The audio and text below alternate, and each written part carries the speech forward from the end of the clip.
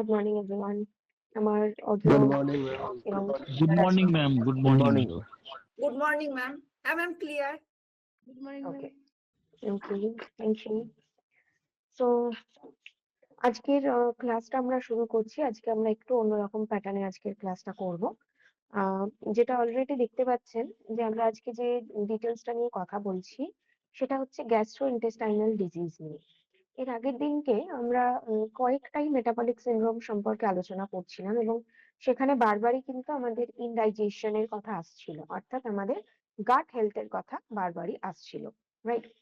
So যেহেতু আমাদের গাট হেলথের সাথে আমরা বলতে পারি আমাদের প্রায় সমস্ত মেটাবলিক সিনড্রোম গুলো কানেক্টেড, সেই জন্য আমরা আগে একটু গাট হেলথ নিয়ে আলোচনা করছি। ওকে, এবং তারপরে আমরা আরো যে মেটাবলিক সিনড্রোমস গুলো রয়েছে সেইগুলো নিয়ে তারপরে একে একে আলোচনা করব। আচ্ছা, গাট হেলথ নিয়ে প্রথমেই বলতে গেলে গাট হেলথ মানেটা কি, কাকে বোঝায়? হচ্ছে আমাদের গ্যাস্ট্রো ইন্টেস্টাইনাল ট্র্যাক্ট, এই লাইনিংটাকে বোঝানো হয় গাট হেলথ। ঠিক আছে, এই লাইনিংটাকে আমরা ইউজুয়ালি গাট হেলথ বলে অ্যাড্রেস করে থাকি। এই যে গাট হেলথের কথা বলছি, এর মধ্যে কি কি পড়ে? আমরা যখন ডাইজেস্টিভ সিস্টেম পড়েছিলাম, সেই ডাইজেস্টিভ সিস্টেমের মধ্যে কিন্তু আমরা এই গাট হেলথের কথা কিছুটা হলেও জেনেছি, যেটা শুরু হচ্ছে আমাদের ইসোফেগাস থেকে। ইসোফেগাস থেকে শুরু হয়ে যা স্টমাক এবং ইন্টেস্টাইন, এই সবকিছুর সাথে কানেক্টেড হচ্ছে, তাকে আমরা আমাদের গাট হেলথের সাথে রিলেট করতে পারছি এবং একেই বলা হয় গ্যাস্ট্রো ইন্টেস্টাইনাল ট্র্যাক্ট। অর্থাৎ গ্যাস্ট্রো মানে স্টমাক, ইন্টেস্টাইন অর্থাৎ স্মল ইন্টেস্টাইন এবং লার্জ ইন্টেস্টাইন। এই গ্যাস বা স্টমাক এবং ইন্টেস্টাইনের মধ্যেই যেহেতু ম্যাক্সিমাম আমাদের ডাইজেশন বা অ্যাবজর্পশনের সমস্ত প্রসিডিওরটা কিন্তু এই স্টমাক আর ইন্টেস্টাইন মিলিয়েই ঘটে, সেই জন্য এটাকে আমরা মেজর রোল দিচ্ছি। আচ্ছা, জাস্ট আ সেকেন্ড।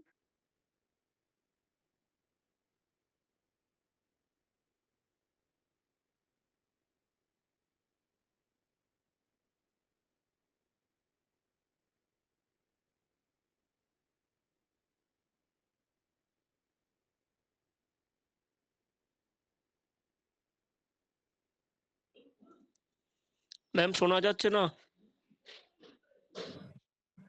আচ্ছা, ম্যাম এরপরে সাউন্ড আসছে না? আমরা যেটা বলছিলাম যে এই যে গ্যাস্ট্রো ইন্টেস্টাইনাল ট্র্যাক্ট বা হেলথ, এটার কয়েকটা ফ্যাক্টরস কাজ করে। ঠিক আছে, সেই ফ্যাক্টর গুলো কি কি? প্রথম যদি আমরা বলি, তাহলে এটার আমরা কয়েকটা ছবি দেখতে পাচ্ছি। ঠিক আছে, সেই ছবিগুলোর মধ্যে কি একটা রয়েছে? অবশ্যই আমাদের স্টামাক। এই স্টামাকের পরে স্টামাক থেকে স্মল ইন্টেস্টাইন শুরুর যে পার্টটা, সেটাকে আমরা বলে থাকি ডিওডেনাম। তারপরে যে ডার্ক ব্লু শেডের যে লাইনিংটা, দ্যাট ইজ জেজুনাম, যার মধ্যে বেসিক্যালি ম্যাক্সিমাম ডাইজেশন গুলো কমপ্লিট হচ্ছে। এবং তারপরে যে লাইট পিঙ্কিশ এরিয়াটা আমরা দেখতে পাচ্ছি, দ্যাট ইজ ইলিয়াম। এখানে আফটার ডাইজেশন যে ফুড গুলো অ্যাবজর্পশন হবে, সেই ফুড অ্যাবজর্পশন হয় এবং বাকি যেগুলো পড়ে থাকে সেগুলো আমাদের লার্জ ইন্টেস্টাইন অর্থাৎ আমাদের কোলনের মধ্যে চলে যাচ্ছে। এই যে লার্জ ইন্টেস্টাইনের মধ্যেও আবার অনেকগুলো ভাগ থাকে। যেরকম একটা থাকছে সিকাম। সিকাম হচ্ছে এই ইলিয়াম আর লার্জ ইন্টেস্টাইনের স্টার্টিং যে পয়েন্ট, তাকে আমরা বলছি। নেক্সট যদি আমরা কোলন বলি, তো কোলন পুরোটাই মানে এই যে লার্জ ইন্টেস্টাইন এইভাবে যে ঘুরে আসছে, এই যদি কার্সারটা দেখা যায় তাহলে এই যে এইভাবে, দেন এইভাবে, দেন আগেন আবার এইভাবে যে ঘুরে আসছে, এই পুরো অংশটাকে আমরা বলে থাকি কোলন। এবং কোলনের পরে এই অংশটা হচ্ছে rectum, and then that is anus, অর্থাৎ পায়ু ছিদ্র যেটাকে বলে থাকি, যার মাধ্যমে স্টুলটা বেরিয়ে যাচ্ছে। এই পুরো ঘটনাটা আমরা দেখে থাকি আমাদের ইন্টেস্টাইনাল সিস্টেমের মধ্যে। হ্যালো ম্যাম, তাহলে সিকামটা কোনটা বোঝাচ্ছে? তাহলে সিকামটা কোনটা বোঝাচ্ছে? সিকাম হচ্ছে এই এই যে অংশটা যেখান থেকে ইলিয়াম শুরু হচ্ছে, সেই অংশটাকে আমরা বলে থাকি সিকাম। ঠিক ওকে আছে, ওকে ওকে, থ্যাংক ইউ থ্যাংক ইউ। আচ্ছা। এরপরে এই যে কোলনের মধ্যেও আবার অনেকগুলো ভাগ আমরা দেখতে পাচ্ছি। কেন দেখতে পাচ্ছি? কারণ কোলনের যে ডাইরেকশন, ডিপেন্ডিং আপন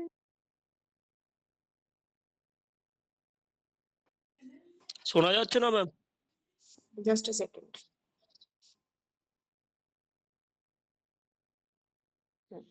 ডিপেন্ডিং আপন দি ডাইরেকশন আমরা কোলনকে ভাগ করছি। যেরকম একদিকে রয়েছে আমাদের যে ওয়েস্ট ম্যাটেরিয়াল বা স্টুল যেটাকে আমরা বলছি, সেটা প্রথমে এই নিচ থেকে উপরের দিকে ট্রাভেল করে। হুম, তাই একে বলা হয় অ্যাসেন্ডিং কোলন। অ্যাসেন্ডিং মানে হচ্ছে নিচের থেকে উপরে বা ছোট থেকে বড়, এই জিনিসটাকে অ্যাসেন্ডিং বলা হয়। স্টুল বা বাওয়েল সেটাও যেহেতু নিচ থেকে প্রথমে উপর দিকে আসে, তাই জন্য এই কোলনটাকে বলা হচ্ছে অ্যাসেন্ডিং কোলন। তারপরে আসে ট্রান্সভার্স কোলন, অর্থাৎ একটা সাইড থেকে আরেকটা সাইডে আসছে ট্রান্সভার্স কোলন। এই সাইড থেকে এই সাইডে আসছে, একে আমরা বলছি ট্রান্সভার্স কোলন। এবং তারপরে আসে ডিসেন্ডিং কোলন, অর্থাৎ ডিসেন্ডিং মানে উপর থেকে নিচে বা বড় থেকে ছোট। স্টুলটা দেন উপর থেকে নিচের দিকে আসে, এই ডাইরেকশনে আসে, তাই একে আমরা বলছি ডিসেন্ডিং কোলন। ডিসেন্ডিং কোলনের পরে তারপরে এখানে রয়েছে রেকটাম, যেখানে স্টুলটা জমা থাকছে এবং দেন অ্যানাসের মাধ্যমে সেটা শরীর থেকে বেরিয়ে যাচ্ছে। এই পুরো প্রসিডিওরটা আমাদের লার্জ ইন্টেস্টাইনের মধ্যে ঘটছে। এবার যদি আমরা কিছু মিথস নিয়ে আলোচনা করি, মানে কেন মিথস এর কথা বলা হচ্ছে গাট হেলথ এর সাথে, কারণ আমাদের টোটাল বডির একটা নির্দিষ্ট পিএইচ রয়েছে। পিএইচ মানে অ্যাসিড এবং ক্ষারের একটা ভারসাম্য বজায় রাখে আমাদের বডি। আমরা যখন ডাইজেশন পড়েছি সেখানে আমরা দেখেছি যে স্টমাকের মধ্যে যে যেটা সিক্রেট হচ্ছে দ্যাট ইজ অ্যাসিডিক। তারপরে যখন বাইল সিক্রেশন হচ্ছে সেটা হচ্ছে অ্যালকালাইন, যার ফলে আমার ইন্টেস্টাইনের মধ্যেও কিন্তু এই অ্যাসিড এবং অ্যালকালাইনের একটা ভারসাম্য বজায় থাকছে। This is pH. পিএইচ এর তিনটে স্কেল দেখা যায়। এবং এর যে নাম্বারটা সেটাকে আমরা 0 to 14 এই স্কেলের মধ্যে ডিভাইড করে নিই। ঠিক আছে, তো 7 হচ্ছে নিউট্রাল, মানে 0 to 14 এর মধ্যে একদম মাঝামাঝি যে নাম্বার দ্যাট ইজ 7। তো এই 7টা হচ্ছে নিউট্রাল নাম্বার একটা। 7 মানে নিউট্রাল, অর্থাৎ এর মধ্যে অ্যাসিড বা ক্ষার কোনো ধর্মই নেই। এবং 7 থেকে যত আমরা কমের দিকে আসব, মানে টুয়ার্ডস 0 যখন আসব, যত নাম্বারটা কমতে থাকবে তার অ্যাসিডিটি তত বাড়তে থাকবে, তার অ্যাসিডিক পিএইচ তত বাড়তে থাকবে।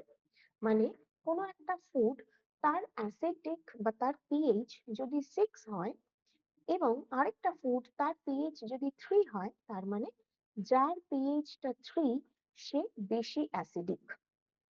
ঠিক আছে, একই রকম ভাবে যদি 7 থেকে টুয়ার্ডস 14 এ আসে, তার মানে 7 থেকে নাম্বারটা যত বড় হতে থাকছে তার অ্যালকালিনিটি তত বাড়বে।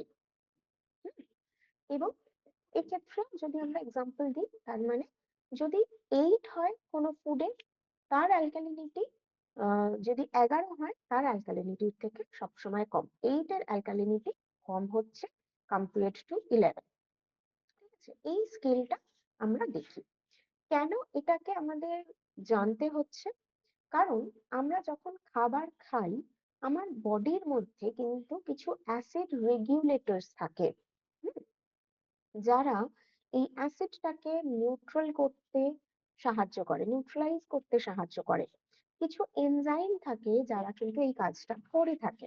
এবং সেই জন্যই যখন স্টামাকের অ্যাসিডিক ফুড যেটা ইন্টেস্টাইনে আসছে, সে কিন্তু অলরেডি বাইলের সংস্পর্শে এসে কিছুটা নিউট্রাল হয়ে যাচ্ছে এবং তারপরে স্টামাকেও যখন এসে পৌঁছচ্ছে, স্টামাক না, স্মল ইন্টেস্টাইনে যখন এসে পৌঁছচ্ছে, তো স্মল ইন্টেস্টাইনের এনভায়রনমেন্টটাও কিন্তু অ্যালকালাইন। তো সেই অ্যালকালাইন এনভায়রনমেন্টের মধ্যে খাবারটা নিউট্রাল হচ্ছে এবং খাবারটা ভালোভাবে ডাইজেস্ট হচ্ছে। আমরা ম্যাক্সিমাম যে ফুড গুলো আমাদের ডেইলি লাইফে নিয়ে থাকি, তারা বেশিরভাগ কিন্তু আমাদের বডিতে এই অ্যাসিডিটিটাকে জেনারেট করতে পারে, মানে তাদের অ্যাসিডিক পিএইচটা বেশি থাকে।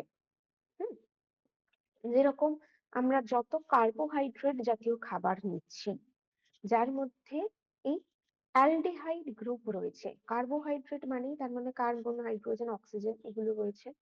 তো যত বেশি আমরা সিম্পল কার্বোহাইড্রেট জাতীয় খাবার নেব এবং তার সাথে অ্যালকোহল, এই দু ধরনের খাবারই কিন্তু আমার বডিতে অ্যাসিডিক পিএইচটাকে বাড়িয়ে দিতে পারে।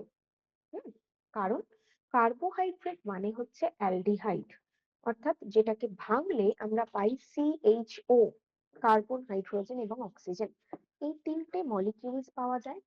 সেইটা আমার বডির অ্যাসিডিক পিএইচটাকে বাড়াতে পারে এবং সেটা আমার বডিতে এই যে গ্যাস ফর্মেশন হয়, গ্যাস হয়ে যাচ্ছে, ব্লোটিং হচ্ছে, তার মানেও কিন্তু বডির অ্যাসিডিক পিএইচটা বেড়ে গেছে। দেখবেন আমাদের যদি কোনো খাবার হজম না হয় আমরা বলি যে বুক জ্বালা করছে, গলা জ্বালা করছে, এবং এটাও বলে থাকি অ্যাসিড হয়ে গেছে। অ্যাসিড হয়ে গেছে মানেটা কি? আমার স্টমাক কিন্তু অলরেডি অ্যাসিডিক, তাহলে অ্যাসিড হয়ে গেছে মানে তার থেকেও বেশি সে অ্যাসিডিক কোনো ফুডকে জেনারেট করেছে নিজের শরীরে।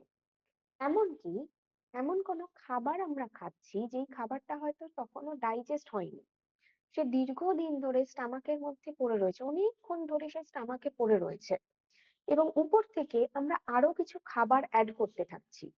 তো তার ফলেও ওই সমস্ত খাবারগুলো যদিও বা সে অ্যাসিডিক হয়তো ছিল না, কিন্তু স্টামাকের অ্যাসিডের সাথে মিশে গিয়ে, যেহেতু সে অনেকক্ষণ স্টামাকের মধ্যে স্টে করছে, তো স্টামাক অ্যাসিডের সাথে মিশে গিয়ে কিন্তু সেটাও অ্যাসিডিক হতে পারে এবং আমাকে ট্রাবল দিতে পারে। ঠিক আছে, এই একটা প্রবলেম আমরা আমাদের বডির মধ্যে কিছু কিছু ক্ষেত্রে খেয়াল করি।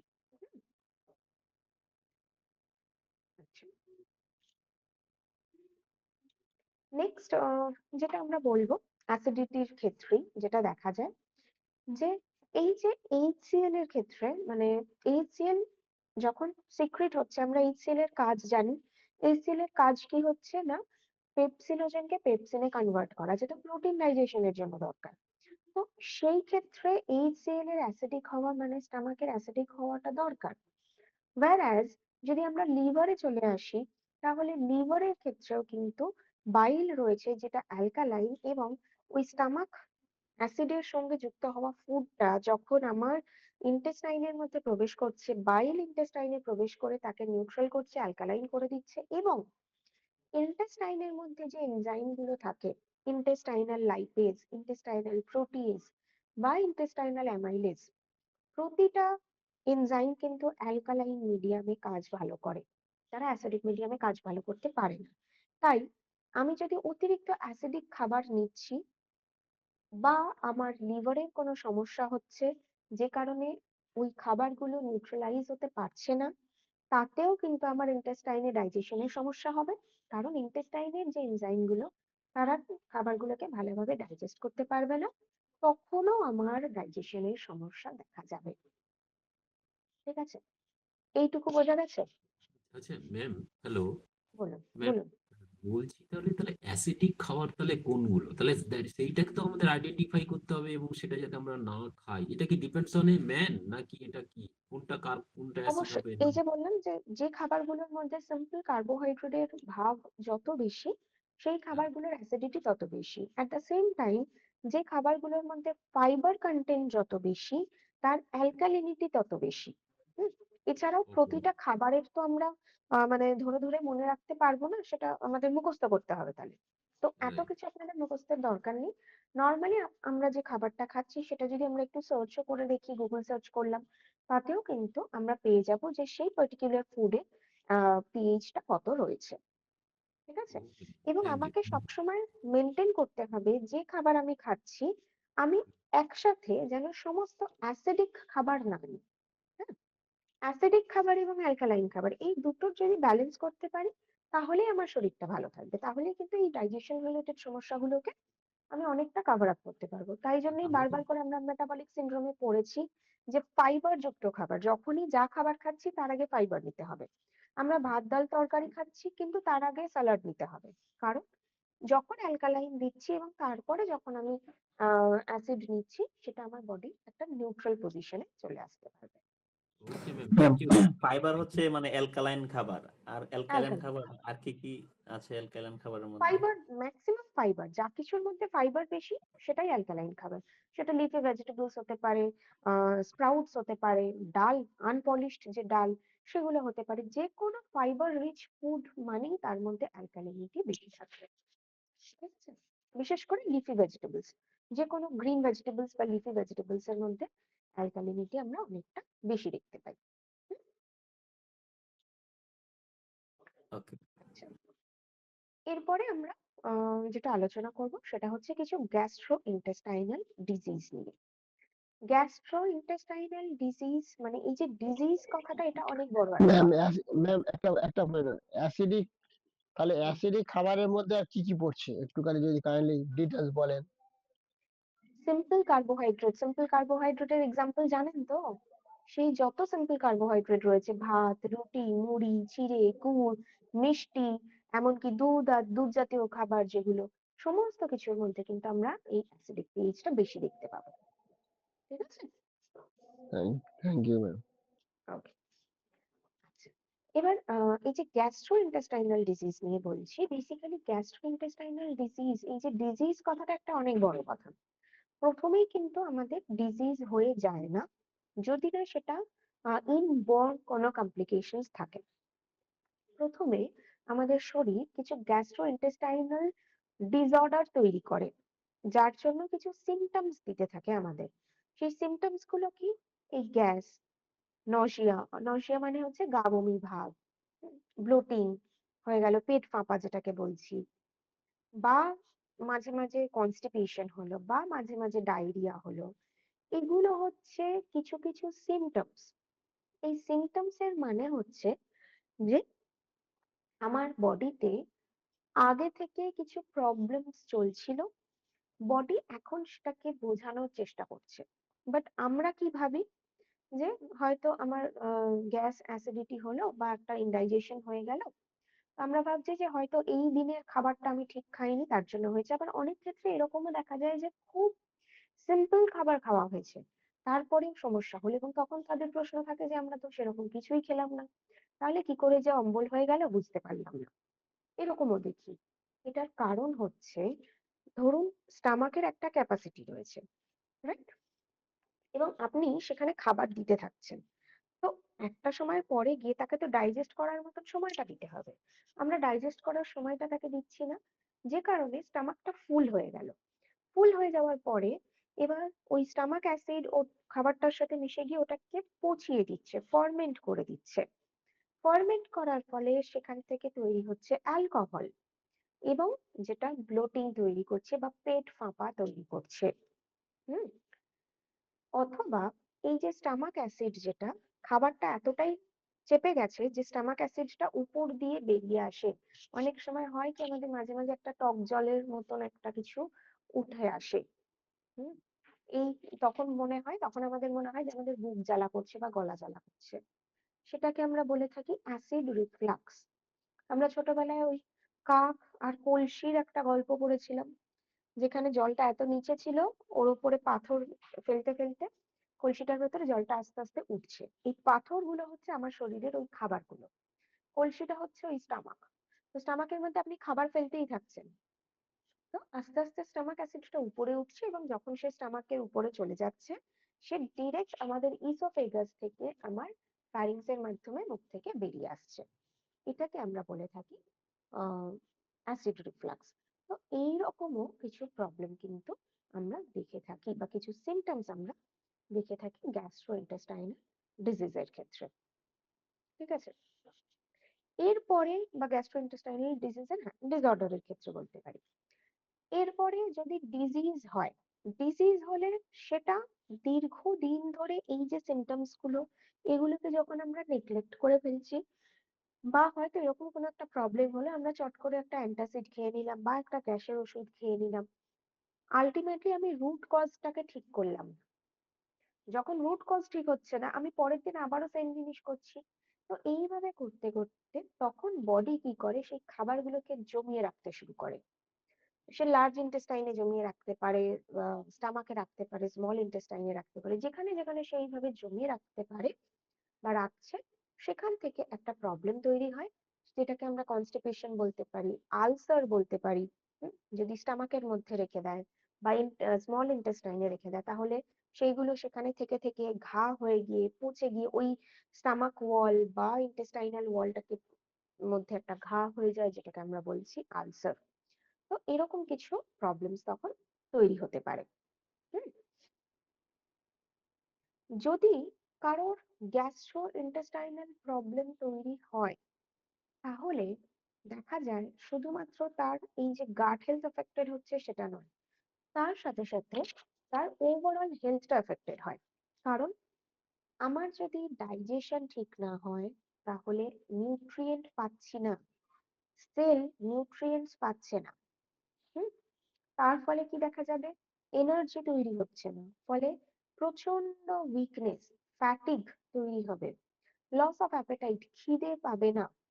হুম, এছাড়াও দেখা যাবে এই যে যেহেতু সব জমে থাকছে, অনেক সময় আমাদের গিলতে কষ্ট হয়, খাবার এই মনে হয় যেন নামছে না খাবারটা কিছুতেই আর। হুম, এরকম প্রবলেম গুলো দেখা যায়, কারণ খাবারগুলো বিভিন্ন জায়গায় কিন্তু ছোট ছোট কণার আকারেও জমে থাকতে পারে। এই প্রবলেমস গুলো তৈরি হতে পারে। এছাড়াও মেন্টাল হেলথের দিক থেকে কি দেখা যাচ্ছে, যে আমাদের প্রচন্ড ইরিটেশন হতে থাকে। হুম, যে কোনো কিছুতেই আমরা খুব চট করে রেগে যাই, কোনো কিছুই ভালো লাগে না, একটা কাজ করার জন্য যে এনার্জি, যে ভালো লাগাটা আমাদের থাকার কথা, সেটা আমাদের থাকে না, মুডটা ভীষণ অফ হয়ে থাকে। এবং যখন মুড অফ হয়ে থাকছে, যখন আপনার দুঃখ কষ্টগুলো বেড়ে যাচ্ছে, রাগটা বেড়ে যাচ্ছে, তার মানে সেখানে আবার স্ট্রেস হরমোনের উপরে রেসপন্সিবিলিটি আসছে, অ্যাড্রিনাল গ্ল্যান্ড সিক্রিশন হচ্ছে, এবং যার ফলে যত বেশি স্ট্রেস হরমোন বাড়ছে, তখন কিন্তু আবার ঘুরে ফিরে গিয়ে সেই মেটাবলিক সিন্ড্রোমে আসছে, আমার প্রেশার বেড়ে যাচ্ছে, আমার সুগার বেড়ে যাচ্ছে, আমার থাইরয়েড ডিসঅর্ডার তৈরি হয়ে যাচ্ছে। বোঝা গেল? এই রিলেশনটা বোঝা গেছে সবার? এটাতে কোনো প্রশ্ন? ম্যাম ঠিক আছে, okay, thank you. Good. Ma'am trace হরমোনেরটা আরেকবার বলুন। কোন জায়গাটা বলুন? ট্রেস হরমোনের প্রবলেম হলে কি স্ট্রেস সমস্যাটা হচ্ছে? হরমোনের যখন আমরা অবভিয়াসলি আমরা এর আগে দুটো মেটাবলিক সিন্ড্রোম পড়েছি, যেখানে ডায়াবেটিস বা থাইরয়েড দুটোতেই দেখেছি মেন্টাল হেলথটা রিলেটেড। যত বেশি স্ট্রেস হরমোন বাড়ছে, আমাদের রাগ, দুঃখ, অ্যাংজাইটি, টেনশন এগুলো যত বাড়ছে, তত কিন্তু এই মেটাবলিক সিন্ড্রোম গুলো হচ্ছে। এবং এইগুলো কেন বাড়ছে? যখন আপনার গাট হেলথ আপসেট, এখন মানে মিউট করে দিন এখন আপনি। যখন আপনার গাট হেলথ আপসেট থাকছে, তখনই কিন্তু এই সমস্যাগুলো, অর্থাৎ এই স্ট্রেস হরমোন সিক্রিশনটা বেড়ে যাবে। যেই মাত্র স্ট্রেস হরমোন সিক্রিশন বাড়বে, তখন আমার থাইরয়েড গ্ল্যান্ড আপসেট হবে, থাইরয়েড গ্ল্যান্ডের ডিসঅর্ডার তৈরি হবে, আমার প্যানক্রিয়াটিক গ্ল্যান্ডের ডিসঅর্ডার তৈরি হবে, সেল গ্লুকোজকে প্রপারলি অ্যাবজর্ব করতে পারবে না, ব্লাড প্রেশার বেড়ে যাবে, যেই মুহূর্তে ব্লাড প্রেশার বেড়ে যাবে আপনার কিডনি রিলেটেড সমস্যা তৈরি হয়ে যাবে। তো এরকম একটার পর একটা সমস্যা কিন্তু হতে থাকবে, একমাত্র যখন আমার গাট হেলথ প্রপার থাকছে না। ঠিক আছে? আচ্ছা, এরপরে আরেকটা যেটা বলছিলাম, সেটা হচ্ছে যে কিছু যদি ইনবর্ন ডিজিজ থাকে, তাহলে সেটাকে ন্যাচারালি আমরা, এমন নয় যে শুধুমাত্র খাবার খেয়েছি বলেই সেই সমস্যাটা হয়েছে। সেই ইনবর্ন ডিজিজ গুলোর মধ্যে কি একটা হচ্ছে সিলিয়াক ডিজিজ। এই সিলিয়াক ডিজিজটাকে কি বলা হয়, যে এটাকে ইউজুয়ালি এটা একটা জেনেটিক প্রবলেম আমরা বলে থাকি, বা দীর্ঘদিন ধরে আমার বডি যদি প্রপার ফুড অ্যাবজর্ব করতে না পারে, তখনও কিন্তু এই সিলিয়াক ডিজিজটা তৈরি হয়ে যায়। কি হয় সিলিয়াক ডিজিজে, বডি যখন একটা নির্দিষ্ট প্রোটিন নেমড অ্যাজ গ্লুটেন, এই গ্লুটেন জাতীয় প্রোটিনকে যখন শরীর অ্যাবজর্ব করতে পারে না, তখন আমাদের শরীরের মধ্যে কিছু কমপ্লিকেশন তৈরি হয়, যেরকম ইনডাইজেশন হচ্ছে, বমি হচ্ছে, বা ডায়রিয়া হয়ে গেল, এই রকম কিছু সমস্যা তৈরি হয়, এক্সট্রিম অ্যাবডোমিনাল ক্র্যাম্পস হতে পারে, পেট ব্যথা হতে পারে। তো এই সমস্যাগুলো তৈরি হয়। হুম, সেই অবস্থাটাকে বলা হয় সিলিয়াক ডিজিজ। ঠিক আছে? কার মধ্যে থাকে এই গ্লুটেন? হুইট প্রোডাক্টস এর মধ্যে বেসিক্যালি আমরা এই গ্লুটেনকে দেখতে পাই। হুম, সেটা হুইট মানে রিফাইন্ড ফ্লাওয়ার হতে পারে, মানে ময়দাও হতে পারে, আটাও হতে পারে। গম জাতীয় খাবারের মধ্যে বেসিক্যালি আমরা এই গ্লুটেন নামক প্রোটিনকে দেখতে পাই। হুম, যখন এই গ্লুটেন অ্যাবসর্ব হচ্ছে না, সমস্ত অ্যাবসর্পশন তো আমাদের স্মল ইন্টেস্টাইনে এসে কমপ্লিট হবে। তো যখন গ্লুটেনটা অ্যাবসর্ব হচ্ছে না, এবং আবার যদি আমরা একটু কার্বোহাইড্রেটের ডাইজেশনে চলে যাই, আহ গম জাতীয় খাবার সেটাও কার্বোহাইড্রেট, রাইট? কার্বোহাইড্রেট ডাইজেশনের মধ্যে স্টার্চ ডাইজেশনটা একমাত্র আমাদের মাউথ ক্যাভিটিতে হচ্ছিল, এটা দেখেছি। বাট প্রোটিন আর হচ্ছিল না, প্রোটিন হচ্ছিল কোথায়? স্টামাকে। সেখানেও যে পুরো প্রোটিন হচ্ছে তা নয়। তাহলে গ্লুটেনের যে প্রোটিনটা, সেটাও স্টামাক পুরোপুরি ডাইজেস্ট করতে পারলো না। সেটা যখন স্মল ইন্টেস্টাইনে এলো, স্মল ইন্টেস্টাইনেও উপযুক্ত এনজাইম নেই গ্লুটেনকে ডাইজেস্ট করার জন্য। যখন ডাইজেস্ট হচ্ছে না, তখন ওরা কি করবে? আমার স্মল ইন্টেস্টাইনে যে আঙুলের মতন ভিলাই গুলো রয়েছে, হুম, আমরা জানি এই ভিলাই গুলোর থেকেই কিন্তু সমস্ত নিউট্রিয়েন্টস গুলো অ্যাবসর্ব হতে থাকে। তখন এই গ্লুটেনটা ভিলাইয়ের কাছে গিয়ে বসে থাকবে। ও ভাববে যে, বা ভিলাই গুলো কিন্তু মনে করছে যে একেও অ্যাবসর্ব করাতে হবে, কিন্তু যখন রিসেপ্টর ভিলাইয়ের কাছে এসে পৌঁছচ্ছে, রিসেপ্টর দেখছে যে একে সে চেনে না, গ্লুটেনকে কিন্তু আমার রিসেপ্টর চেনে না। আমার রিসেপ্টর চেনে শুধু অ্যামাইনো অ্যাসিডকে। যেহেতু রিসেপ্টর অ্যামাইনো অ্যাসিডকে খুঁজে পাচ্ছে না, কারণ গ্লুটেন ভাঙেইনি, প্রোটিনটা ভাঙেইনি, তাই সে অ্যাবসর্ব করছে না। গ্লুটেন ওই ভিলাইয়ের মধ্যেই থেকে যাচ্ছে, সেখানেই বারবার থাকতে থাকতে ভিলাইগুলো ইনফ্ল্যামড হয়ে যাচ্ছে। হ্যাঁ, সেগুলো ড্যামেজ হচ্ছে ভিলাইগুলো, এবং তার ফলেই কিন্তু আমাদের এই ডাইজেশন রিলেটেড প্রবলেমস গুলো আমরা দেখতে পাচ্ছি, যেটাকে আমরা সিলিয়াক ডিজিজ বলে নাম দিয়ে থাকি। ঠিক আছে? আচ্ছা, এবার যখন সিলিয়াক ডিজিজ হচ্ছে, যদি আমরা সেটাকে মানে নেগলেক্ট করি, যে ঠিক আছে যা প্রবলেম হচ্ছে হচ্ছে, তাও এটা নিয়ে আমরা অত কিছু মাথা ঘামাচ্ছি না, তার ফলে কি দেখা যায়? ও যে আমার বডি শুধুমাত্র যে গম জাতীয় খাবারকে ডাইজেস্ট করতে পারলো না তা নয়, বাকি আরো অনেক নিউট্রিয়েন্টকে ও আর অ্যাবজর্ব হতে দিচ্ছে না। কারণ ভিলাই গুলো তো নষ্ট হয়ে গেছে, অ্যাবজর্পশনটা হবে কোথা থেকে? এবং ভিলাই গুলোতে ওই গ্লুটেন গুলো এসে বসে রয়েছে, প্রচুর গ্লুটেন আমার স্মল ইন্টেস্টাইনের মধ্যেই রয়েছে। তাহলে বাকি খাবারগুলো আমার স্মল ইন্টেস্টাইনে এসে সেভাবে ডাইজেস্ট হতে পারছে না। আবার সেখানে বাকি খাবারগুলোর একটা ডাইজেশন রিলেটেড ইস্যু তৈরি হবে। যখন এইরকম সমস্যা হবে, তখন শুধুমাত্র আমাদের যে গম জাতীয় খাবার খেলাম বলেই সমস্যা তৈরি হলো, লুজ মোশন হলো, সেটা নয়, আরো অনেক সমস্যা হলো, যেহেতু বাকি নিউট্রিয়েন্টস অ্যাবজর্ব হচ্ছে না। ফ্যাটিগ হচ্ছে, হেয়ার লস, ড্রাই স্কিন, তারপরে হচ্ছে আয়রন ডেফিসিয়েন্সি, যেহেতু মিনারেল অ্যাবজর্পশন হচ্ছে না, আয়রন ডেফিসিয়েন্সি হয়ে গেল। আয়রন ডেফিসিয়েন্সির আরো একটা কারণ এই যে বারবার লুজ মোশন হচ্ছে, সেটার জন্যও আয়রন ডেফিসিয়েন্সি হচ্ছে, কারণ মিনারেল অ্যাবজর্পশন হচ্ছে না। ক্যালসিয়াম অ্যাবজর্পশন হবে না, ফলে উইক বোনস এর প্রবলেম দেখতে পাবো। এই সমস্যাগুলো দেখতে পাচ্ছি। ইনফ্যাক্ট কিছু কিছু ক্ষেত্রে এটাও দেখা যায় যে ইনফার্টিলিটি প্রবলেমস, যদি প্রচন্ড ভাবে এই যে প্রবলেমস গুলো, কমপ্লিকেশন বা ইনডাইজেশনটা যদি বেড়ে যায়, তাহলে ইনফার্টিলিটির প্রবলেম বা কোমার মতন সমস্যাও তৈরি হতে পারে।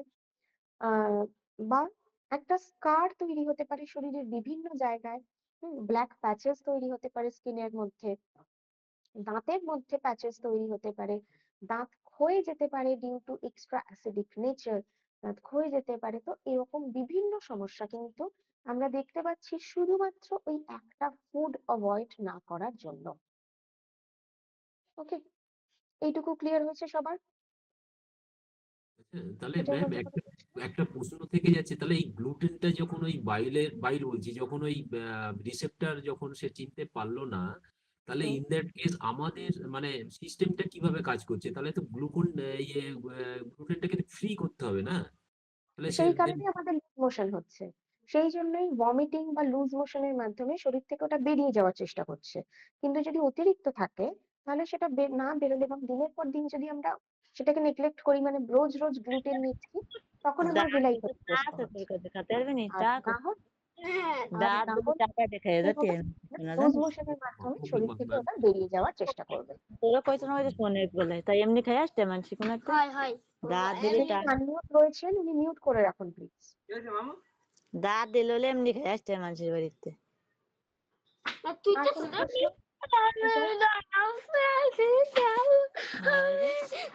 আচ্ছা, দামির বলে কেউ একজন মিউট করুন। সামির ভাই আপনার মিউট করুন। ম্যাম আপনি করে দিন, জামির নাহলে আহমেদ, যিনি নেই, এবার আপনি এই জায়গাতে করে দিন না। হ্যালো জামির আহমেদ। ওকে হয়ে গেছে ম্যাম।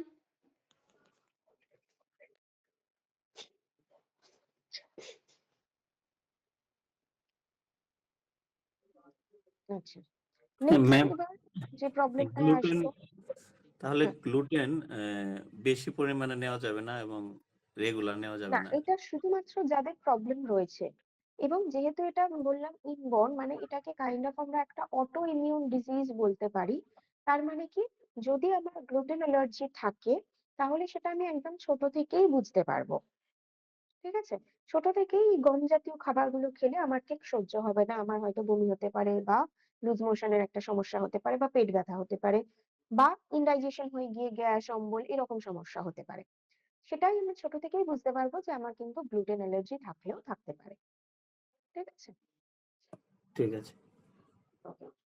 নেক্সট আরেকটা প্রবলেম। আচ্ছা, আরেকটা আমরা একটু মানে অটো ইমিউন ডিজিজ, আরেকটা অটো ইমিউন ডিজিজ নিয়েও কথা বলে নিই, তাহলে মনে হয় সুবিধা হবে একসাথে। That is lactose intolerance. এটাও এক রকমের অটো ইমিউন ডিজিজ আমরা বলতে পারি, কারণ ল্যাকটোজ আমরা কার মধ্যে পাচ্ছি? দুধের মধ্যে, দুধের মধ্যে। মিল্ক অ্যান্ড মিল্ক প্রোডাক্টস এর মধ্যে। Very good. এবং একে ডাইজেস্ট করার জন্য প্রয়োজন হয় ল্যাকটেজ এনজাইম।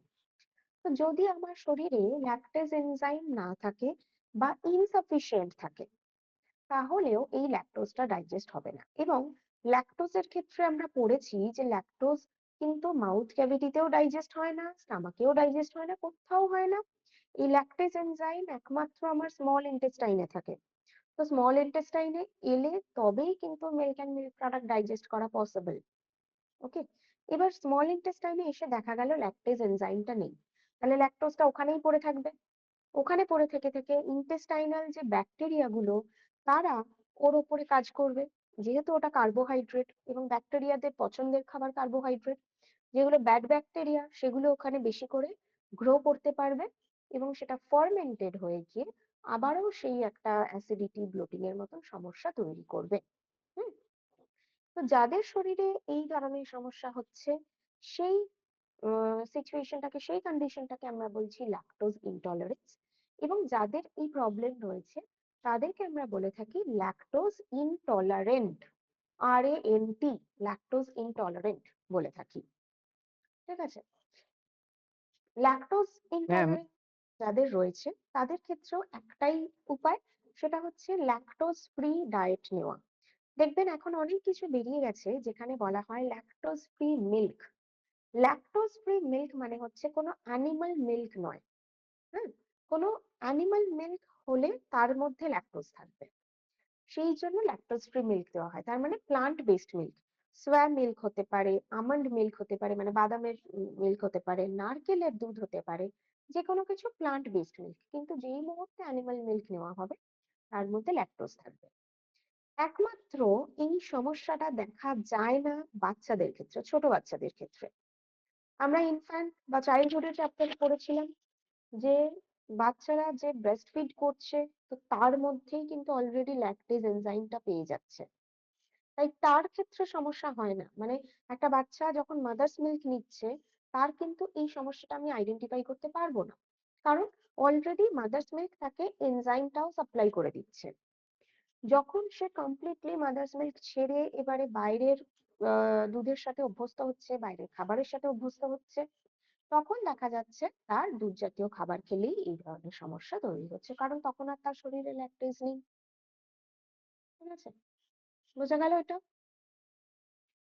আচ্ছা ম্যাম, কিছু কিছু ব্যক্তি দেখা গেছে কি দুধটা হজম হচ্ছে না, হুম কিন্তু তিনি যখন ছানা অথবা দধি এগুলো মাঠা এগুলো খাচ্ছে হুম তখন তার কিন্তু প্রবলেম হচ্ছে না, সেক্ষেত্রে আমরা কি বুঝবো? অবশ্যই এটার ক্ষেত্রেও একটা কারণ যেটা দেখা যায় সেটা হচ্ছে প্রথমত অ্যাসিডিক পিএইচটা ম্যাটার করে। মিল্ক এর মধ্যে অ্যাসিডিক পিএইচ অনেক বেশি থাকে। সেকেন্ডলি হচ্ছে যখন সে দুধ না খেয়ে দুধের বদলে যদি ছানা খাচ্ছে হুম বা দই খাচ্ছে, এই ল্যাকটোজটা it is converted into lactobacillus bifidus factor।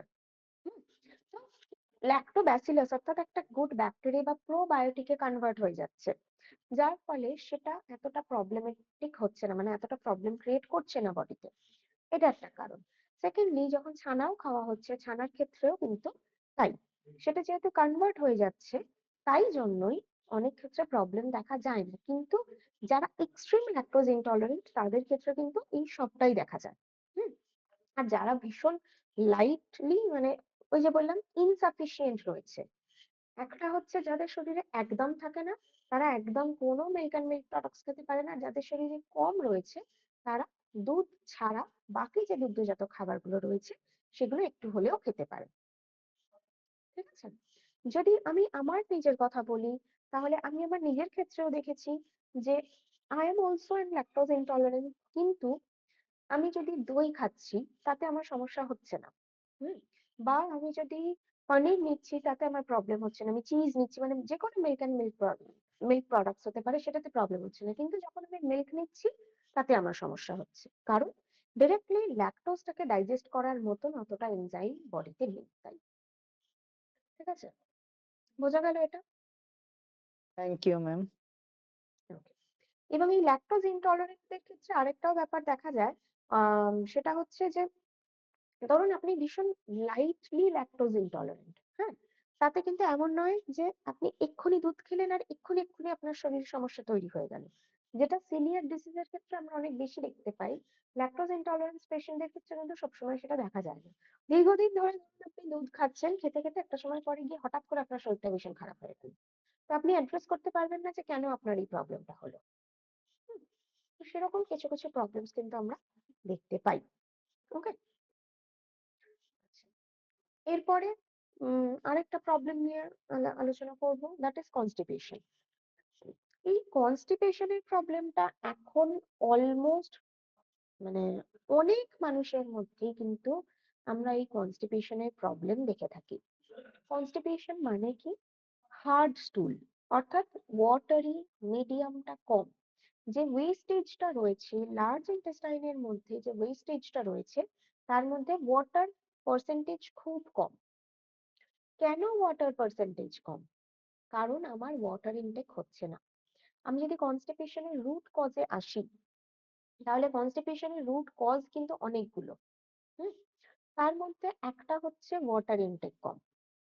ঠিক আছে, যদি যে কোনো জিনিস আমরা যখন জল দিই, জল দিয়ে সেই জিনিসগুলোকে আমরা পরিষ্কার করি, জল না থাকলে সেই জিনিসগুলো দুধ দিয়ে পরিষ্কার করতে আমাদের অসুবিধা হয়। আমার বডির ক্ষেত্রেও তাই। সেই জন্যই ওয়াটারের চ্যাপ্টারে আমরা কথা বলেছিলাম, ওয়াটার ডিটক্সিফিকেশনে সাহায্য করে। ঠিক আছে, তো ওয়াটার পার্সেন্টেজ কম, ওয়াটার ইনটেক কম, তার জন্য কনস্টিপেশন হচ্ছে। সেকেন্ড কারণ কি হতে পারে? ফাইবার ইনটেক কম। ফাইবারের কাজটা কি করেছিলাম, যে সেটা একটা ঝাঁটার মতন আমার শরীর থেকে যত বর্জ্য পদার্থ রয়েছে সেটাকে পরিষ্কার করে দিতে সাহায্য করে। আমরা দু রকম ফাইবারের কথা পড়েছিলাম, একটা সলিউবল ফাইবার, একটা ইনসলিউবল ফাইবার। সলিউবল ফাইবার কি করছিল, যখন আমরা জল খাচ্ছি জলের সাথে সলিউবল ফাইবার মিক্স হয়ে ধরে রাখছে, ওয়েটটাকে বাড়িয়ে দিচ্ছে। অর্থাৎ এই যে ওয়েস্টেজ গুলো রয়েছে সেখানে যদি কিছু সলিউবল ফাইবার থাকে, সলিউবল ফাইবার জলকে অবজর্ব করে নিয়ে ওয়েট বাড়াচ্ছে। ওয়েট বাড়ানোর ফলে সেটা স্মুথ রানিং হচ্ছে, মানে এই যে কোলনের এই যে ডাইরেকশনটা আপওয়ার্ড এবং তারপরে ডাউনওয়ার্ড যে ডাইরেকশনটা, এটা স্মুথ রানিং হচ্ছে এবং আমার শরীর থেকে ওয়েস্টেজটা বেরিয়ে যাচ্ছে। এই বেরিয়ে যাওয়ার কাজটাকে আরো একটা ফাইবার সাহায্য করছে, that is insoluble fibre. Insoluble fibre নিজে ডাইজেস্ট হয়ও না, আর কেউ যদি পড়ে থাকে তাকেও বের করে দেয়। হুম? তাই যখন আমার ডায়েটের মধ্যে সলিউবল ফাইবার এবং ইনসলিউবল ফাইবার দুটোই কম হচ্ছে, তখনও আমার কনস্টিপেশন হবে। ঠিক আছে, নেক্সট থার্ড কারণটা কি, সেটা হচ্ছে অতিরিক্ত সিম্পল কার্বোহাইড্রেট বা ফ্যাটি ফুড নেওয়া। হুম, যেই ফ্যাটস গুলোর মধ্যে ট্রাইগ্লিসারাইডে কনভার্ট হয়ে গেছে যেগুলো, সেগুলো যখন আমরা নিচ্ছি এগুলো কি আঠার মতন হয়ে থাকে। হুম, একটা সিম্পল কার্বোহাইড্রেট সেটাও আঠার মতন হয়ে থাকে। দেখবেন আমরা যদি লুচি খাই, শুকনো লুচি যদি খাচ্ছি, কোনো কিছু দিয়ে খাচ্ছেন না আপনি, লুচি পরোটা যাই হোক, এবং আপনার মুখটা ভীষণ ড্রাই হয়ে আছে, তাহলে আপনি যখন খাবেন আপনার মুখের মধ্যে কিন্তু ওটা ওই আঠার মতন একটা জিনিস তৈরি হবে, একটা শুকনো শুকনো ভাব তৈরি হবে, তাই না? যত বেশি আমরা সিম্পল কার্বোহাইড্রেট নেব আমাদের এই প্রবলেমটা বাড়বে। এবং নেক্সট হচ্ছে ফ্যাটের কথা বলছিলাম, ট্রাইগ্লিসারাইড জাতীয় ফ্যাট, যেটা আমার বডিতে জমেই থাকে। ওর ক্যারেক্টারিস্টিকই হচ্ছে বডিতে জমে থাকা, তো লার্জ ইন্টেস্টাইনে গিয়েও জমে থাকবে, একটা চিটচিটে ভাব তৈরি করবে সে। এই সবকিছু বেশি হয়ে গেল এবং ফাইবার কম হয়ে গেল, তাহলে ওকে ঝাঁট দিয়ে পরিষ্কার করার মতন কেউ নেই, তখন কনস্টিপেশনের প্রবলেম দেখা যাবে। ঠিক আছে, এই পুরোটাই বললাম আমি ফুড প্যাটার্নের উপরে। ফুড প্যাটার্ন ছাড়াও কনস্টিপেশনের কারণ আছে আমাদের মেন্টাল হেলথের সাথে। হুম, কেউ ম্যাম আনমিউট এই হয়ে গেছে। সলিবল আর ইনসলিবলটা একটু বলবেন। আচ্ছা, বলে দিচ্ছি সলিবল ফাইবার, ইনসলিবল বলে ফাইবার। দিচ্ছি বলে দিচ্ছি সলিউবল ফাইবারের কাজটার মধ্যে আমরা কি দেখি, সলিউবল ফাইবার মানে যেটা গুলে যায়, অর্থাৎ যেটা জলের মধ্যে গুলে যাচ্ছে এবং জলটাকে অ্যাবজর্ব করে রাখছে। ইসবগুলের ভুসি অনেকে খান, সেটা কি হচ্ছে, দ্যাট ইজ সলিউবল ফাইবার। ও জলের মধ্যে যখন ওকে দেওয়া হচ্ছে ও কিন্তু ফুলে গিয়ে বড় হয়ে যাচ্ছে। হুম, সেটা হচ্ছে সলিউবল ফাইবার, অর্থাৎ ওয়াটার অ্যাবজর্ব করে ওয়েট বাড়িয়ে দিচ্ছে। এবং যেটা আমার বডিতে যখন থাকছে স্টুলের বাল্কটাকে বাড়াচ্ছে, যে ওয়েস্টেজ যে বাবলটা রয়েছে সেটার ওয়েটটাকে বাড়িয়ে দিচ্ছে, যার ফলে সেটা সহজে শরীর থেকে বেরোতে পারে। এবং ইনসলিউবল ফাইবার কি কাজ করছে, ও ঝাঁট দিয়ে পরিষ্কার করার কাজ করছে, মানে আমার লার্জ ইন্টেস্টাইনে যেগুলো জমে রয়েছে তাকে শরীর থেকে বের করে দিতে সাহায্য করে। হুম, এই দুটোর কারণে আমার কনস্টিপেশনটা আমি প্রিভেন্ট করতে পারি। ঠিক আছে, এই তিনটে কারণ যেটা বললাম আমরা, যে less water consumption, less fibre consumption, and highly simple carbohydrate and highly fatty food consumption, এগুলোর কারণে কনস্টিপেশনটা হচ্ছেই। এটা ছাড়াও এমন অনেক মানুষ রয়েছেন যারা হয়তো এই তিনটে কারণের একটাও মিলছে না তাদের সাথে, কিন্তু তারা কনস্টিপেশনে ভুগছে। তাদের সমস্যাটা কোথায়, related to their mental health. কনস্টিপেশনের সাথে ভীষণ ভাবে কানেক্টেড আমাদের মেন্টাল হেলথ। আমরা যদি ভীষণ কষ্টে থাকি, টেনশনের মধ্যে থাকি, কোনো অ্যাংজাইটি তাড়াহুড়োর মধ্যে রয়েছি, তাহলে আমার কনস্টিপেশন হবে, আমার স্টুল ক্লিয়ার হবে না। স্ট্রেস, টেনশন, অ্যাংজাইটি, ডিপ্রেশন, এইগুলোর কারণে কনস্টিপেশন হবে। হুম, মানে আগের দিন রাতে হয়তো আপনি প্রচন্ড দুঃখ, কষ্ট, রাগ নিয়ে ঘুমোতে গেছেন, পরের দিন হয়তো আপনার সেই সমস্যাটা হতে পারে, কনস্টিপেশনের প্রবলেম হতে পারে। অথবা পরের দিন সকালে আপনার অনেকগুলো কাজ পেন্ডিং রয়েছে, আপনি সেটা আগের দিন রাত থেকে ভাবছেন, ভেবে ভেবেই ঘুমোতে গেছেন, এবং পরের দিন সকালবেলা উঠেও আপনার মাথার মধ্যে এই কাজটাই, মানে সেইগুলোই ঘোরাফেরা করছে যে এই কাজটা করতে হবে, এগুলো করতে হবে, ওগুলো করতে হবে, তাতেও আপনার বাওয়েল প্রবলেম, বাওয়েল মুভমেন্টের প্রবলেম আসবে। হুম, সেকেন্ড হচ্ছে স্লিপ প্যাটার্ন। আপনার যদি রেগুলার বেসিসে সাউন্ড স্লিপ না হয় তাহলে বাওয়েল মুভমেন্ট ক্লিয়ার হবে না। থার্ড হচ্ছে আমাদের যখন ওয়াশরুম যাওয়ার আর্জ হচ্ছে, যখন আমাদের ওয়াশরুম যাওয়ার প্রয়োজন হচ্ছে, সেই সময়ে যদি আমরা না যাই, হুম, কোনো কাজের কারণে হতে পারে, এমন কোথাও রয়েছি যেখানে হয়তো অ্যাভেলেবল নেই ওয়াশরুম, তো তার ফলে এটাও যদি দীর্ঘদিন ধরে কেউ করতে থাকে তখনও তার কনস্টিপেশনের মতন সমস্যা তৈরি হয়ে যায়। হুম, এগুলো আমরা বাকি ফ্যাক্টরস গুলো বললাম, not related to year food pattern. তো এই এতগুলো কারণে কিন্তু কনস্টিপেশন হচ্ছে। ঠিক আছে, এবার সমস্যাটা কোথায় হয়, যদি কনস্টিপেশন হলো আমরা তখন হয়তো কিছু একটা ল্যাক্সেটিভস নিয়ে নিলাম, এবং ল্যাক্সেটিভস নিয়ে নেওয়ার পরে এক দুদিন দেখলাম ঠিক হয়েছে, কিন্তু আমরা ওই রুট কজটাকে আইডেন্টিফাই করতে পারলাম না, যার ফলে এই প্রবলেম দেখা যাবে। এবং হ্যালো জাস্ট আ সেকেন্ড, যখন আমি বলছি আগে কমপ্লিট করে নিই, যখন প্রশ্ন করবো তখন বলবেন। এবার এই যে স্ট্রেস ফ্যাক্টর গুলোর কথা বললাম, কেন আমার মেন্টাল হেলথের সাথে আমার গাট হেলথটা কানেক্টেড? এই যে আমরা কথা বলছি, এই যে লার্জ ইন্টেস্টাইন, ও যে পাস অন করছে বাওয়েলটাকে, কোন প্রসেসে পাস অন করছে? পেরিস্টালটিক মুভমেন্টের মাধ্যমে। পেরিস্টালটিক মুভমেন্ট তার মানে একবার কন্ট্রাকশন, একবার রিল্যাক্সেশন। কন্ট্রাক্ট হলো, বাওয়েলের প্রেসার পড়লো এবং উপরের অংশে সে পাঠিয়ে দিল। যদি অ্যাসেন্ডিং কোলনের মধ্যে থাকে, উপরের অংশে পাঠিয়ে দিল, সে রিল্যাক্সড হলো, বসে রয়েছে বাওয়েলকে নেওয়ার জন্য, আবার সে কন্ট্রাক্ট হলো, আবার উপরে পাঠালো। এই যে কন্ট্রাকশন এবং রিল্যাক্সেশন, এটাকে বলা হয় পেরিস্টলসিস বা পেরিস্টলটিক মুভমেন্ট। যখন আমাদের স্ট্রেস ফ্যাক্টর বেশি থাকছে, অর্থাৎ আমাদের মেন্টাল হেলথ যখন ডাউন থাকছে, তখন কিন্তু এই পেরিস্টলটিক মুভমেন্টটা ঠিক হয় না। ঠিক আছে? যার ফলে আমাদের ইন্টেস্টাইনাল মাসল গুলো ঠিকমতো কাজ করতে পারে না, তাই জন্য কনস্টিপেশন হচ্ছে। কোনো একটা জায়গায় হয়তো অনেকটা কন্ট্রাক্টেড হয়ে গেছে, হ্যাঁ, এবং কোনো একটা জায়গায় হয়তো অনেকটা রিল্যাক্স রয়েছে, তার উপরে যতটা প্রেশার আসা উচিত, কন্ট্রাকশন যতটা আসা উচিত সেটা হচ্ছে না, তার ফলে কনস্টিপেশন দেখতে পাই। ঠিক আছে? এটা মেন্টাল হেলথের সাথে গেল। থার্ড রুট কজ হচ্ছে লিভার ইস্যু। কারোর যদি লিভার প্রবলেম থেকে থাকে, তাহলে বাইল সিক্রিশন প্রপারলি হবে না। ওকে, এই বাইলও কিন্তু আমাদের এই পেরিস্টালটিক মুভমেন্টটাতে হেল্প করে। পেরিস্টালটিক মুভমেন্টটাকে মানে প্রপার রাখতে বাইল সাহায্য করে। তো যদি কারোর লিভার ইস্যু থাকে, তাহলেও আমার কনস্টিপেশন দেখা যাবে due to improper peristaltic movement. ঠিক আছে? ক্লিয়ার হলো এগুলো? এবার যদি কারোর প্রশ্ন থাকে তো বলুন এটার উপর। হ্যাঁ ম্যাম, আমি যেটা প্রশ্ন করছিলাম, এই যে ওয়াটার আগে ইনটেক, হ্যালো, বলুন হ্যাঁ, বলুন। এই যে আপনি ওয়াটার ইনটেকের কথা আমরা প্রায়শই বলে থাকি যে ওয়াটারটা সাফিসিয়েন্ট নিতে হবে। এইটা ওয়াটার ইনটেক যখন মানে সাফিসিয়েন্ট বলতে কি বোঝাচ্ছে? সেটা কি মানে 3 to 4 লিটার্স এর মধ্যে থাকা আমি সেটা মোটরের সাফিসিয়েন্ট? চ্যাপ্টারে এটার একটা ক্যালকুলেশন বলেছিলাম, মোটরের চ্যাপ্টারটা আরেকবার রিভাইজ করতে হবে তাহলে আপনাকে। ওখানে আমরা ওয়াটারের একটা ক্যালকুলেশন বলে দিয়েছিলাম যে আমাদের প্রত্যেকের বডি ওয়েট অনুযায়ী আমরা কিন্তু ওয়াটার ইনটেকটাকে ধরে নিতে পারি, একটা জেনারেল ক্যালকুলেশন করে 50 ml per কেজি বডি ওয়েটে আমরা ওয়াটার ইনটেক করতে পারি। ঠিক আছে?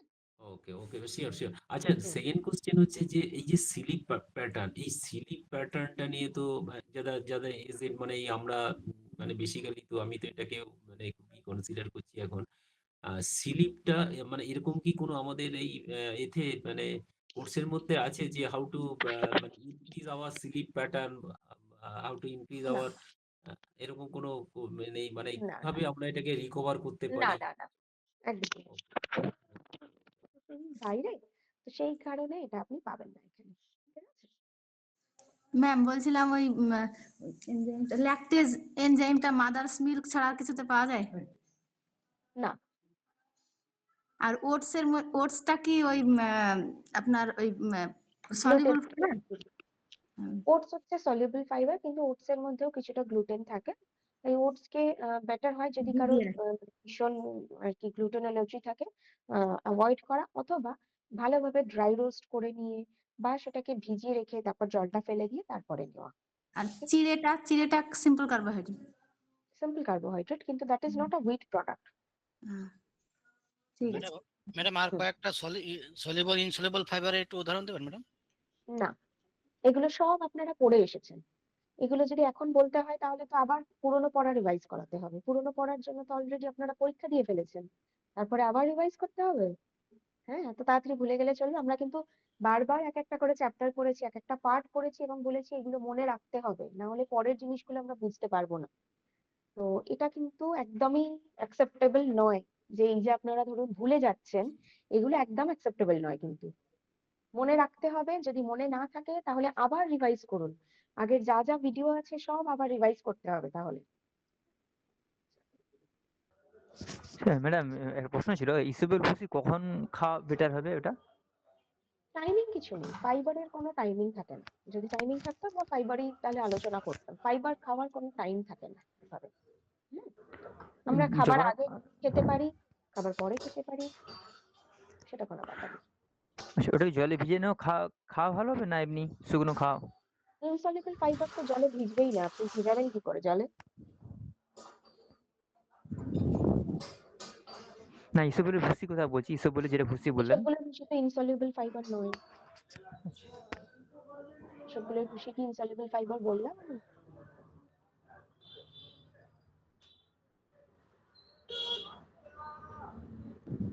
আচ্ছা, আরেকবার রিভাইজ করতে হবে তাহলে, মানে আমরা যা যা পড়ে এসেছি সেগুলো যদি আরেকবার রিভাইজ না করেন তাহলে কিন্তু আমরা যা যা এরপরে পড়বো সেগুলো আপনারা কেউ বুঝতে পারবেন না, এবং প্রত্যেকবার এইরকম প্রশ্ন যদি আসে তাহলে খুবই সমস্যা, কারণ নতুন নতুন করে আবার তাহলে আমাকে সমস্ত কিছু বোঝাতে হবে।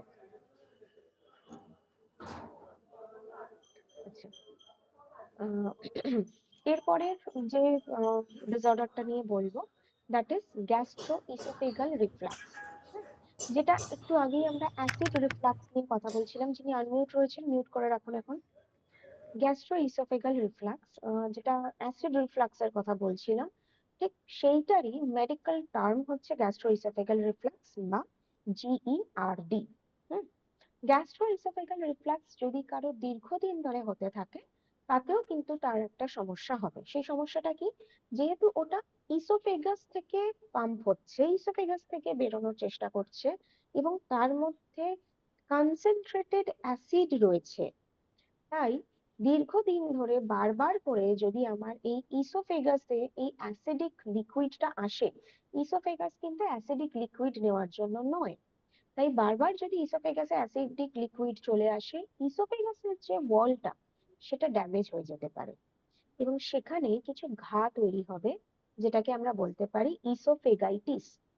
যে কোনো কথার শেষে যদি আইটিস থাকে, ITIS, আইটিস থাকে, তার মানে সেটাকে বোঝায় ইনফ্লামেশন হয়ে যাওয়া, প্রদাহ, লাল হয়ে গেছে জায়গাটা, নষ্ট হয়ে গেছে, ডিস্ট্রয়, ড্যামেজ হয়ে গেছে।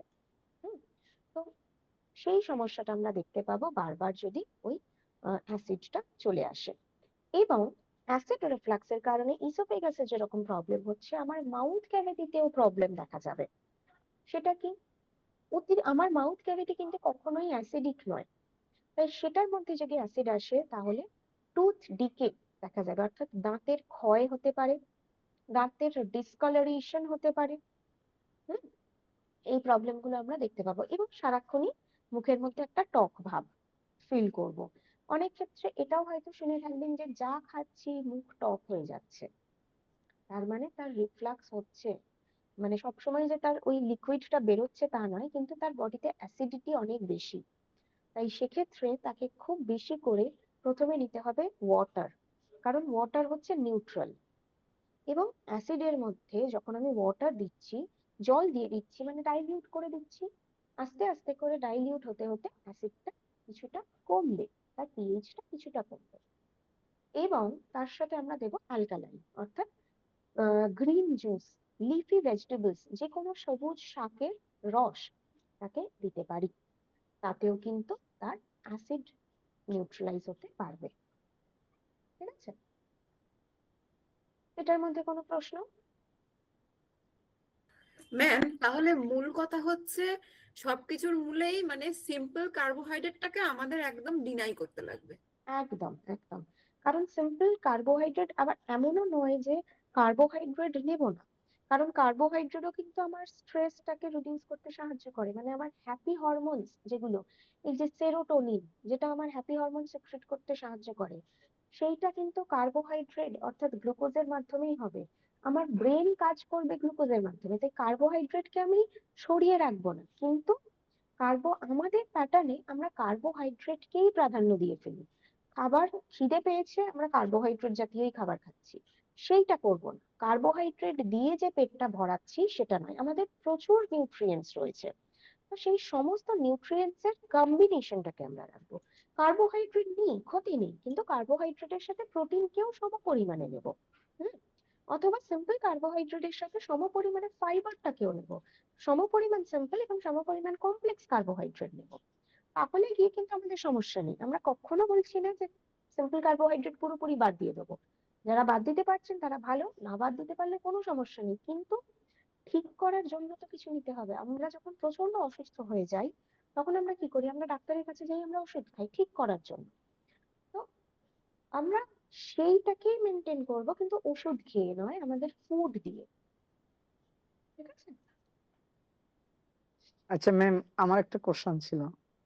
অনেকে বলুন। দেখা গেছে কি, যেমন লিপি ভেজিটেবল বা হুম, কাঁচা যে ভেজিটেবলটাকে জুস করে খাওয়া হয়, খাওয়ার পরে দেখা গেছে কি শাক বা এই জাতীয় এগুলো খাবার আইবিএস যাদের বিশেষ করে থাকে, পেটে কিন্তু হুম, তাদের ওইভাবে আর ইয়া হচ্ছে না, সিম্পল কার্বোহাইড্রেটও তারা কম নিচ্ছে বা হুম, পরিমাণ মতো নিচ্ছে।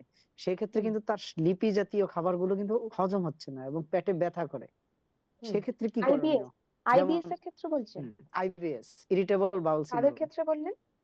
সবার ক্ষেত্রেই? সেক্ষেত্রে কি করণীয়? হ্যাঁ, আইবিএস এর সবার ক্ষেত্রে? ক্ষেত্রে আমি দেখেছি। আইবিএস এর, হ্যাঁ, ম্যাক্সিমাম হ্যাঁ, তারা মানে খেতে ভালোবাসে, খাচ্ছে, রুচি আছে, খুব ভালো লাগছে, কিন্তু খাওয়ার পরে প্রথম অবস্থায় ঠিক মতনই চলছে, কিন্তু পরবর্তীতে দেখা গেছে কি 2-3 ঘন্টা পরে বা তাদের পেটে পেইন হয় একটা এবং পায়খানা হয়। এতে হুম, 4-5 বার 7 বার 8 বার এরকম পায়খানা হতে থাকে।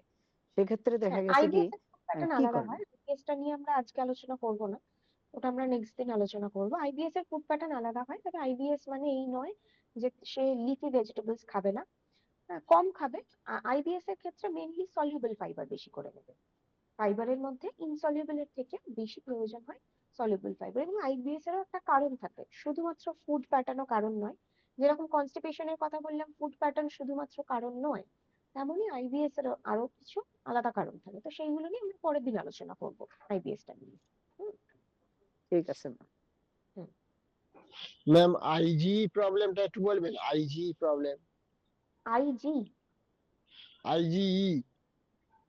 আইজিই প্রবলেম নয় তো, আইজিই তো একটা অ্যান্টিবডি। হ্যাঁ, সেটাই বলছি, আই এটা কি জন্য কি করে হয়? এটা স্কিন আইজি ডিজিজের একটা ইয়ে। আইজিই সেটা তো আমাদের অ্যান্টিবডি, যদি অতিরিক্ত হারে বেড়ে যায় তখন আমাদের স্কিন র্যাশেস হতে পারে, ইচিং হতে পারে, সেগুলো হয়, দ্যাট ইজ অ্যান্টিবডি। ওটার সাথে আমাদের গ্যাস্ট্রোইন্টেস্টাইনের কোনো সম্পর্ক নেই। আর কোনো সমস্যা কারণ?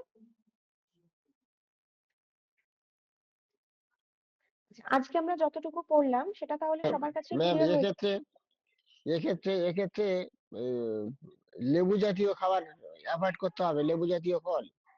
কাদের কাদের কাদের জন্য? এই আইজি প্রবলেম, আইজি অ্যান্টিবডি হলে। অ্যান্টিবডির ক্ষেত্রে না, না সেভাবে কোনো স্পেসিফিক কোনো মানে রিসার্চ হয়নি এটার উপরে। হুম, কারণ এইগুলোও না আমরা কাইন্ড অফ অটো ইমিউন ডিজিজের মধ্যে বলতে পারি। ঠিক আছে?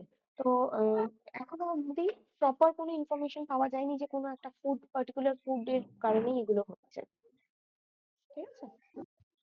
ম্যাম, ওই ভিলাইয়ের আমি মধ্যে ওই ভিলাইয়ের মধ্যে যে ওই এগুলো গ্লুটেন গুলো জমা হবে, ওইগুলো কি ওই হুম, ভমিটিং আর ওই মানে লুজ মোশনের মাধ্যমে বের হবে না ওগুলো থেকে যাবে ওইটা? না, বেরোনোর চেষ্টাই করবে, সেই জন্যই আপনার ভমিটিং হচ্ছে বা লুজ মোশন হচ্ছে, শরীর ওটা থেকে সেগুলো ক্লিয়ার বেরোনোর চেষ্টা করছে বলে। ক্লিয়ার হবে তো ওইভাবে, না না অন্য কোনো? ইউজুয়ালি হয়ে যায়। এবার ধরুন আপনি রেগুলার বেসিসে নিচ্ছেন, ওই যে বললাম নেগলেক্ট করে ফেলছেন, তাহলে তো হ্যাঁ ওগুলো জমেই যাবে, সব তো আর আমার লুজ মোশনের মাধ্যমে বেরোবে না। এবং যখন আমাদের লুজ মোশন হচ্ছে আমরা তখন কি করছি, আমরা তো তখন আবারও কিছু ওষুধ খেয়ে নিচ্ছি আমাদের পটিটাকে বন্ধ করার জন্য, তার হ্যাঁ ফলে হ্যাঁ সেটা আর বেরোবে না শরীর থেকে। হ্যাঁ। তার মানে ওটা ক্লিয়ার হলে তবেই ঠিক হবে। একদম। হুম, আমার শরীরে লুজ মোশন হয়েছে মানে শরীর এমন কিছু জিনিস যেটা ডাইজেস্ট করতে পারেনি সেটাকে হ্যাঁ শরীর থেকে বের করে দিতে চাইছে। তাই হ্যাঁ জন্য হ্যাঁ লুজ মোশন যদি কারোর হচ্ছে, তাহলে মানে ডায়রিয়া যদি কারোর হচ্ছে, ডায়রিয়াটা নিয়ে আলোচনা করবো, তাহলে আমাদের সেটাকে আটকানোর প্রয়োজন নেই। তার যে হ্যাঁ কমপ্লিকেশনস গুলো হচ্ছে সেটাকে আমি ম্যানেজ করতে পারি, কিন্তু ডায়রিয়ার মানে পটে আটকানোর আমাদের প্রয়োজনীয়তা নেই। হ্যাঁ হ্যাঁ, ঠিক আছে, থ্যাংক ইউ ম্যাম। আচ্ছা ম্যাম, আমি যেমন একটা ম্যাম কখনো একটা আপনাকে সমস্যা দেখেছি যে হুম, হয়তো খুব পেটের একটু প্রবলেম হচ্ছে, বুঝতে পারছি যে অ্যাসিডিটি হয়ে গেছে, হুম, অথচ মনে হচ্ছে যেন পেটটা ক্লিয়ার হয়ে গেলে শান্তি পেতাম। এমনও কখনো একদম। মানে হয়েছে যে আমি কি করেছি, গিয়েছি, গিয়ে খুব মনের আনন্দে বেশ কিছুটা ফুচকা খেয়ে নিয়েছি। হুম, খাওয়ার পর কি হয়েছে যে এবার বেশ কয়েকবার লুজ মোশন হয়ে গেছে এবং পেটটা এত ভালো হয়ে গেছে যে আর অন্য কোনো কিছুর প্রয়োজন নেই। আচ্ছা, বা এটা একটা নতুন টেকনিক, মানে ফুচকা খেয়ে লুজ মোশন হয়ে গেছে। হ্যাঁ মানে যখন পেটটা ভীষণ কষ্ট দিচ্ছে কিছু ভাবে তো ওকে বের করতে হবে, তো তখন কোনো মেডিসিন না নিয়ে গিয়ে একটু ফুচকা খেয়ে নিলাম, নেওয়ার পর এসে দেখলাম বেশ 2-3 বার বেশ ভালো করে লুজ মোশন হয়ে গেল, কোনো কষ্ট হলো না, কিন্তু টোটালি পেটটা ফাঁকা হয়ে গেল। বাহ, ভালো। ম্যাম এটা কি ওই তেঁতুল জলটা গিয়ে মনে হয় পেটের মধ্যে কোনো রিয়াকশন করে নাকি ম্যাম? প্রোবায়োটিক হিসেবে কাজ করে কিছু ক্ষেত্রে। আর সাধারণত তেঁতুল মানে ফুচকা দোকানে অনেক পুরনো তেঁতুল রাখা থাকে, যেটা আমাদের শরীরের জন্য ভীষণ ভালো। প্রোবায়োটিক হিসেবে আমাদের বডিতে কাজ করে, সেই জন্য। এবার হ্যাঁ, অবশ্যই যে জলটা ইউজ হচ্ছে সেই জলটা কি জল আমরা জানি না, কিন্তু আমি যদি পার্টিকুলার তেঁতুলের কথা বলি, মানে আমরা যদি বাড়িতেও তেঁতুল জল হিসেবে খাচ্ছি, that is a good probiotic. ঠিক আছে।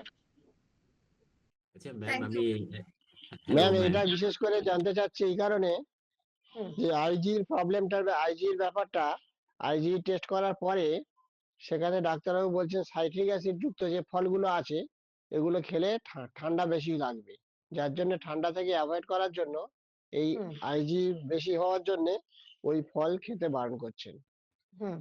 বুঝতে এই পেরেছি। জন্য না, বলছি। এইসব যদি ডক্টর আপনাকে প্রেসক্রাইব করে থাকেন তাহলে আপনি অবশ্যই অ্যাভয়েড করবেন, কিন্তু সেইভাবে এখনো অব্দি মানে কিছুই প্রপার জার্নাল টাইপের কিছু বেরোয়নি। কারোর যদি প্রপার কিছু ফুডে অ্যালার্জি থাকে, ধরুন কারোর বাদামে থাকে, বা কারোর ডিমে থাকে, এই ধরনের ফুডগুলো তারা অ্যাভয়েড করতে পারে, এইটাই আর কি। হ্যালো ম্যাম হ্যালো হ্যাঁ, বলুন বলুন। আজকের এই সিস্টেমটা আমার অত্যাধিক ভালো লেগেছে যে একদিকে আপনি একটা মানে ডেস্কে বসে বলছেন এবং অ্যাজ ওয়েল অ্যাজ পাশাপাশি পিডিএফটা চলছে। আমার এটা ভালো, আশা করি অনেকেরই এটা ভালো লাগবে সিস্টেমটা। আমি বললাম এটা প্লিজ একটু কন্টিনিউ করবেন। নাম্বার না, ওয়ান। এটা সবসময় কন্টিনিউ করা হয় না, কারণ আলাদা করে আমাদের স্টুডিও রয়েছে। আজকে ক্লাস স্টুডিওতে কিছু প্রবলেম চলছিল বলে ওই কারণে আমাকে আমার রুম থেকে আর কি এটা কন্টিনিউ করতে হলো। এক্ষেত্রে কি হয়, কিছু যদি নোট করার থাকে সেইগুলো করা পসিবল হয় না, যেটা আমরা বোর্ডে নোট করতে পারি, সেইগুলো পসিবল হয় না তাহলে। তবে ম্যাম লিস্ট কি হয় এটা নিয়ে আমি মানে পাশাপাশি আপনিও বলছেন, পাশাপাশি আপনার চলছে, স্লাইডটা চলছে, তো অ্যাজ ওয়েল অ্যাজ আমরা কনসেন্ট্রেশনটা ওই স্লাইডের দিকেও করতে পারছি এবং সেটা আমাদের আন্ডারস্ট্যান্ডিং এর জন্য খুবই ভালো হচ্ছে আর কি। আর বুঝতে সেকেন্ড থিং পেরেছি। একটা দেখা জিনিস, যাক আমরা মিলিয়ে মিশিয়ে করতে পারি তাহলে সেটা। আরেকটা জিনিস আমি বারবার এর আগেও বলেছি, আবার রিকোয়েস্ট করব, আমাদের স্মরণ শক্তিটা না এত বেশি হয়ে গেছে, বয়সের কারণে এতটা বেশি হয়েছে, যার ফলে যখন একটা ক্লাস হচ্ছে তারপরে আবার 4টে-5টা ক্লাস বসে মানে চেপে যাচ্ছে, আমরা কিন্তু তখন আর ওই সেই আগের জায়গায় ফিরে যেতে পারছি না। এটা বলতে পারেন আমাদের একটা বিশাল একটা প্রবলেম বলতে পারেন, যেটা অনেকের ইয়াং এজের ক্ষেত্রে নেই। সেই কারণে আমি একটু রিকোয়েস্ট আবার বলবো অন বিহাফ অফ আস, যে অ্যাটলিস্ট চেষ্টা করুন 1টা-2টো ক্লাস হয়ে গেলে যেন ওটাকে আবার আমরা ভিডিও ফর্মে পেয়ে যাই আর কি। সেটা তো মানে আমার হাতে নেই। এবার যেহেতু আলাদা করে ওটা এডিট করে তারপরে আপলোড করতে হয়, সত্যিই অনেকগুলো কাজ থেকে যায় যারা এডিট করেন, এডিটর টিম যারা রয়েছেন। হ্যাঁ, আরো অনেকগুলো ভিডিওস থাকে, অনেক অনেক কিছু থাকে।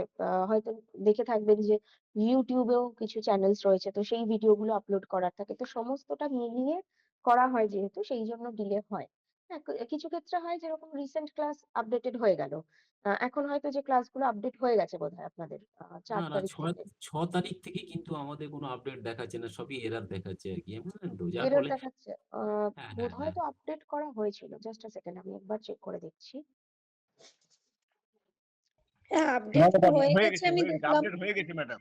থাইরয়েডের তো আপডেট হয়ে গেছে। থাইরয়েড অব্দি, ওটাই বলছি, মানে লাস্ট ক্লাস পর্যন্ত কিন্তু আপডেটেড রয়েছে, আজকে একবার চেক করে ওকে দেখবেন।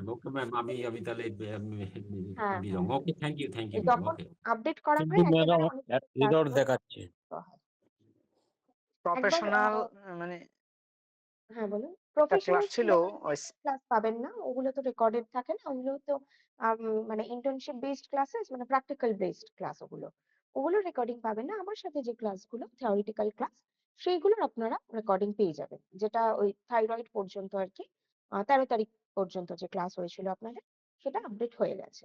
ঠিক আছে। Okay ma'am, thank you. Okay, ঠিক আছে। চলুন তাহলে আজকের মতন আমরা এখানেই তাহলে কমপ্লিট করি এই টপিকটাকে। এর পরের দিনকে আবার বাকি যে কয়েকটা ডিসঅর্ডার রয়েছে সেইগুলো নিয়ে আলোচনা করবো তাহলে। ওকে, ভালো থাকবেন সবাই। আজকের মতন এখানেই কমপ্লিট করছি।